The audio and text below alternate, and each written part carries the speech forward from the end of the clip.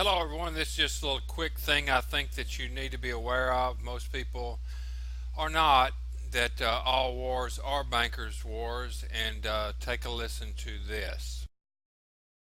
Far better for their business interests than Roosevelt's New Deal, which threatened massive wealth redistribution to recapitalize the working and middle classes of America. So the Wall Street tycoons recruited General Butler to lead the overthrow of the U.S. government and install a Secretary of General Affairs who would be answerable to Wall Street and not the people, would crush social unrest and shut down all the labor unions. General Butler pretended to go along with the scheme, but then exposed the plot to Congress. So they recruited Marine Corps Major General Smedley Buttler to lead this coup d'etat, because Butler was very popular with the soldiers, and his image as part of this move would help convince the military this was the right thing to do. Now, to his credit, Major General Smedley Buttler, remembering his oath to the Constitution, pretended to go along with the scheme, but then exposed the plot to the United States Congress. Congress, then as now in the pocket of Wall Street bankers, refused to act. When Roosevelt learned of the planned coup, he demanded the arrest of the plotters, but the plotters simply reminded Roosevelt that if any one of them were sent to prison, their friends on Wall Street would deliberately collapse the still fragile U.S. economy and blame Roosevelt for it. So Roosevelt was unable to do anything about this attempted coup d'etat until the start of World War II, at which time he prosecuted many of the plotters under the Trading with the Enemy Act. Now, mostly it was glossed over. Oh, it was just a rumor, unfounded. It's wacko conspiracy theory. But in 1967, the congressional minutes of Smedley Butler's revelation to Congress of the coup were finally released to the public. You ever see this movie, 7 Days in May, Kirk Douglas and Burt Lancaster, about an attempted military takeover of the United States of America? It was based loosely on this story. But of course, in the movie, the bankers being behind the Burt Lancaster character was completely removed from the script here.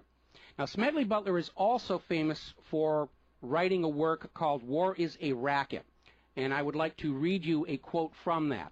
Quote, "I spent 33 years and 4 months in active military service as a member of our country's most agile military force, the Marine Corps. I served in all commissioned ranks from second lieutenant to major general. And during that period, I spent more of my time being a high-class muscle man for big business, for Wall Street, and for the bankers. In short, I was a racketeer, a gangster for capitalism.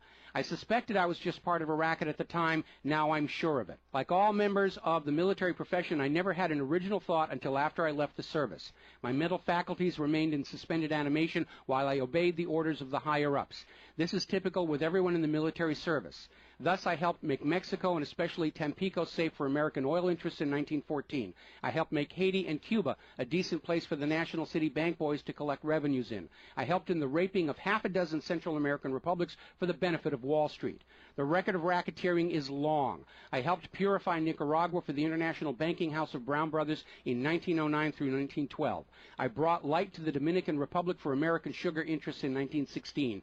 In China in 1927, I helped see to it that the Standard Oil went its way unmolested. During those years, I had, as the boys in the back room would say, a swell racket.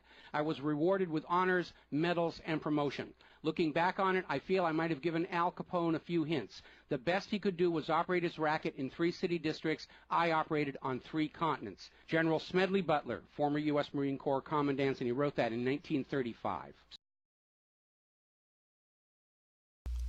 Need I say more? Need I say more? Take a look at what's going on in D.C. today.